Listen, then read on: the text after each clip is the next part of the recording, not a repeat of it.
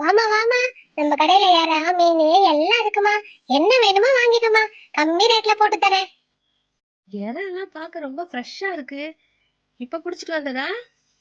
ஆமாமா, இதோ நம்ம பின்னாடி ஏறி போதே, இந்த ஏரியில பிடிச்ச யாராதாம்மா. ஃப்ரெஷ்ஷா இருக்குமா, எங்கேயும் இருக்காதுமா, நம்ம கடையில தாம்மா ஃப்ரெஷ்ஷா இருக்கும். அப்ப சரி. இறை எவ்வளவு? ஒரு 100 ரூபாமா.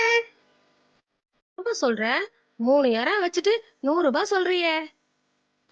அம்மா, இதே இறாவ கடையில கிலோ போட்டு 300 ரூபாய் விற்கிறாங்கம்மா. நான் கரெக்டா நியாயமான ரேட்டு தாம்மா சொன்னேன். சரி சரி, உனக்கு வேணாம் எனக்கு வேணாம். ஒரு கூறு 50 ரூபாய் நச்சு கொடு. ஏமா, யாராவது விலை கேட்டா ஏதோ 10ஓ 20ஓ கம்மி பண்ணி கேட்பாங்க. நீ என்னம்மா பாதிக்கு பாதி கேக்குற? எப்படிம்மா கொடுக்க முடியும்? கஷ்டப்படுறம்மா, வெயில்ல உட்காந்துட்டு பாரும்மா, எப்படி வெயில் அடிக்குது. இந்த வெயில்ல வியாபாரம் பண்றதுன்னா சும்மாவா? நீ வெயில்ல இருந்து வியாபாரம் பண்றேன்னு நான் உனக்கு துட்டு அதிகமா தர முடியுமா? அதெல்லாம் முடியாதுமா. ஒரு கூறு 50 ரூபாய் தரியா தர மாட்டியா? மா, 50 ரூபாய்க்குலாம் வராதுமா. வேணும்னா 70 ரூபான்னு போட்டு தரேன், வாங்கிக்க.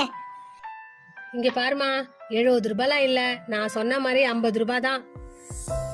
இங்க பாருமா, எல்லாருக்கும் 10ஓ 20ஓ தான் கம்மி பண்ணி சொல்லுவேன். நீ என் ரெகுலர் கஸ்டமர்ன்றதால உனக்கு 30 ரூபாய் கம்மி பண்ணி 70 ரூபாய் தரேன்னு சொன்னேன். எடுத்துக்கோமா, சும்மா பேரம் ஆடின்னு இருக்க. கஷ்டப்படுறவங்களுக்கு காசு கொடுக்க ஏமா கஷ்டப்படுறீங்க? இதே ஏசில போட்டு விற்பான், 200 ரூபாய் சொல்லுவான். அதை வாங்கின்னு கம்முன்னு போவீங்க. இங்க வெயில்ல உட்காந்து கஷ்டப்படுறவங்களுக்கு கொடுக்கறதுக்கு உங்களுக்கு கஷ்டமா இருக்குதுல்ல?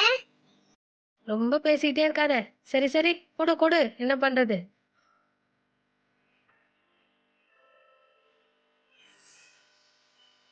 பாருமா, எவ்வளவு ஃப்ரெஷ்ஷா இருக்கு.